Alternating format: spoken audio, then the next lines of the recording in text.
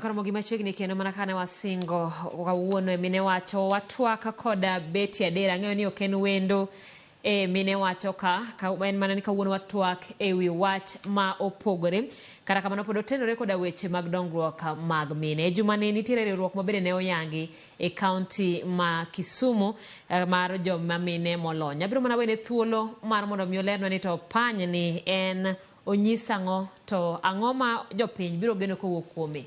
Oyimore ahinya beti adera kendo arwaki ni machiegni studio. Erokamano kuom chopo e wang' sa. Erokamano ahinya Simfrost kuom rwaka e studio kawuono, kendo erokamano maduong' ne leadership jotelo mag Ramogi TV mar luonga ga mara kwa mara mondo wabi watwak gi jopiny kendo wapuonjre. Mana kaka isewacho, an iluonga ni Beti Adera. Ane jalno miluongo ni chairperson mar Professional Association of Nyanza Women makoro wadendo ni Pany Women e yo machiek. Koro kaduoki, Pany Women en chokruok mar mine molony e migepe mopogore opogore.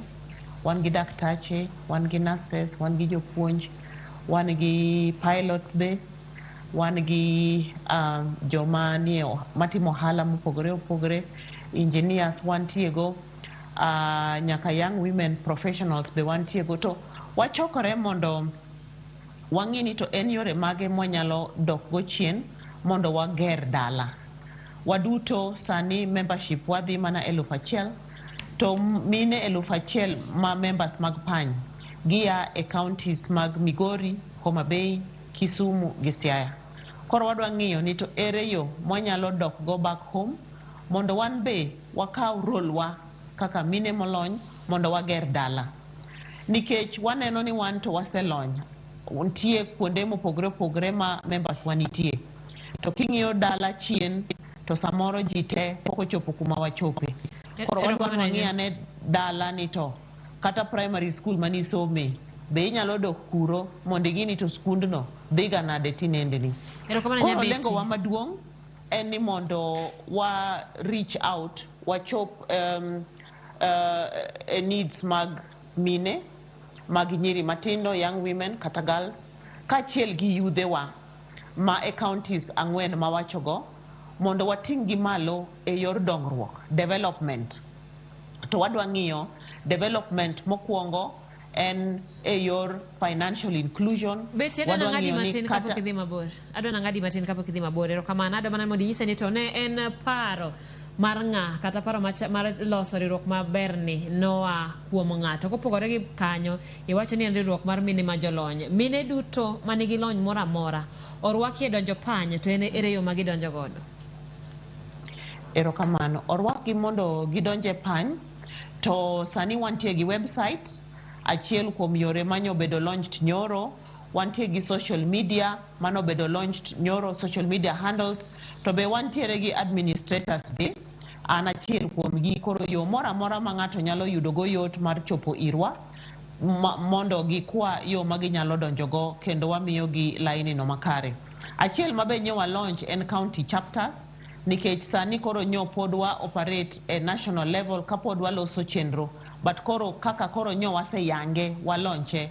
Koro the next step en ni koro mondo wadhi e county chapters, mane milon koro wadonje ground mashinani e kumu wadhi yude youth ma wawacho cha, nyako ma wawacho cha, to gi mine mane wawacho cha.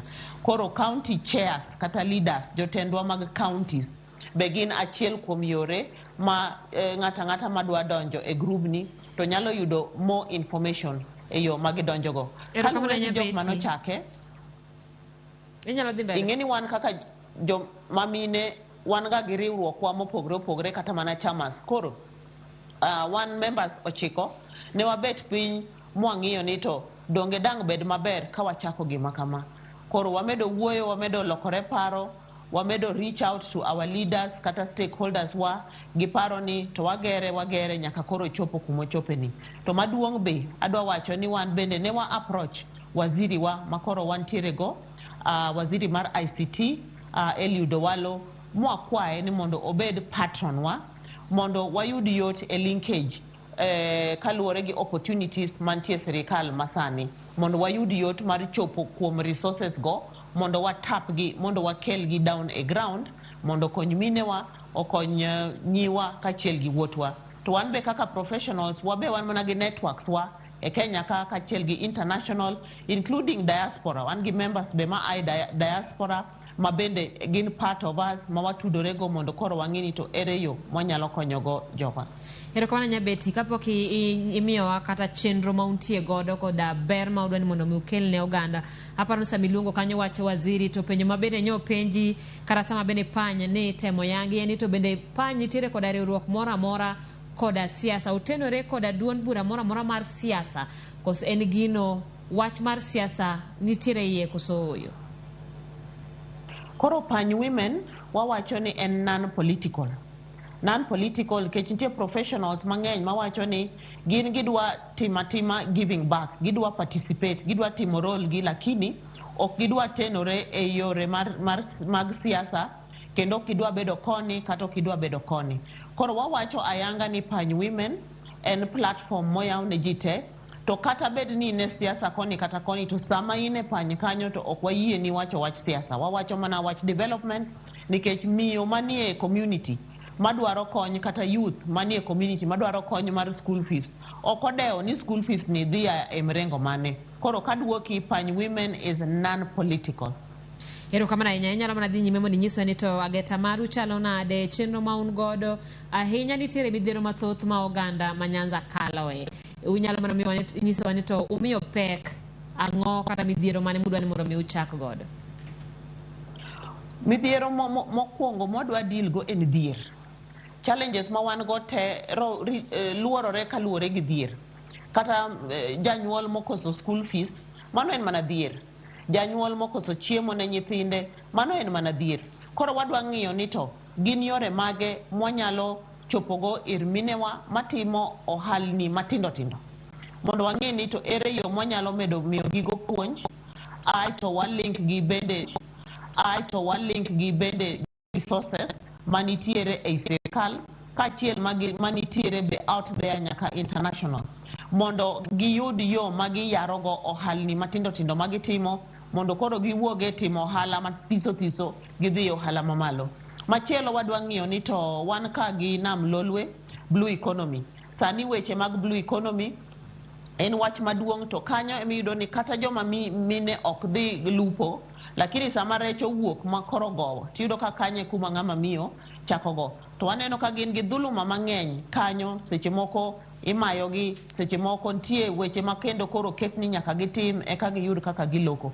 Koro wadwa reach out to stakeholders te manie blue economy mondo wang'e ni to gin yore mage maginyalo medo tudorego gi minewa gi yudhewa kata nyiri manie space no. Machielo en smart agriculture.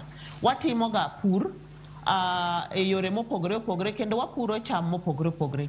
To sani wang'iyo kaluwore gi teknolojia manitie ni to kata in gi puodho matin ere yo minyalo tiyogo gi puothino mondo iyud cham kata mazao mang'eny mohingi chamo ma iyudo kata kaka iuso mamoko.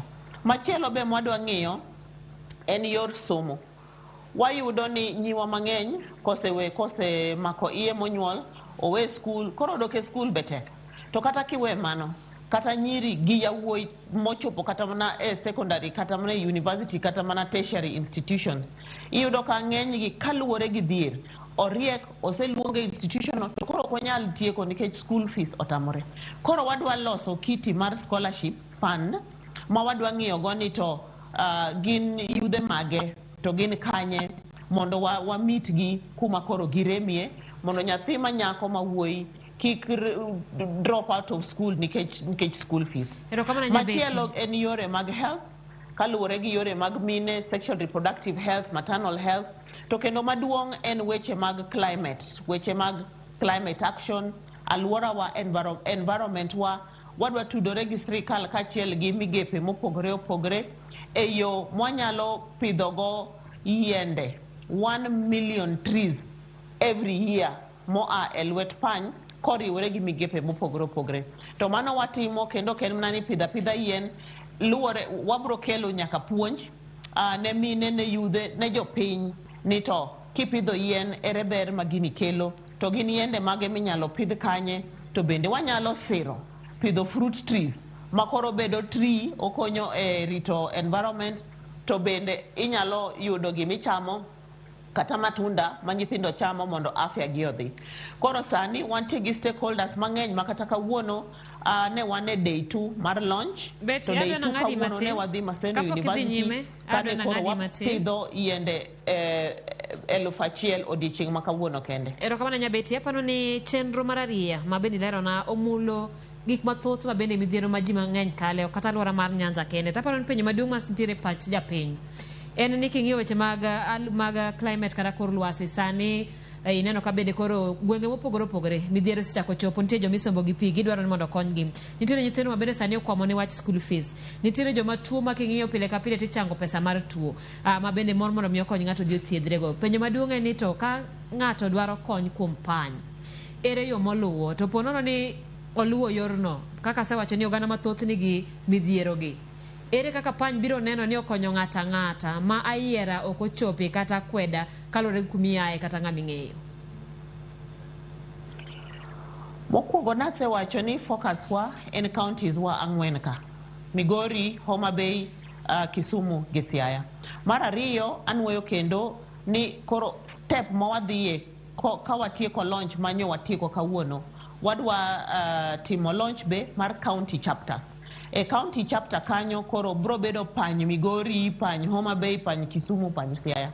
Koro ka in Siaya to wabro nyisi yo minyalo tudrigo gi team manie pany Siaya, okay? Manyalo mong'eyi, manyalo biro nyake dalani kuma nyathini nitie, kuma jatuo nitie, kuma miyo ni nitie, ging'eyo. Ai to koro kaluwore gi strategic plan mabe wabro keto gi work plan e gik ma wabro timo dwe ka dwe, higa ka higa, nyaka higni 5 and beyond.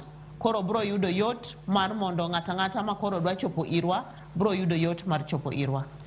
Erokamano Nyabeti, mana ka watieko inyalo mana lero nati en ote mane mabende nitiere godo ne oganda kaluwore koda pan nitiere mana gi dakika achiel kende kinyalo tiyo godo e tieko ote mari. Erokamano ahinya Simfros. Koro ne jokanyanam duto te, Pany Women en giru, Pany Women en marwa wate.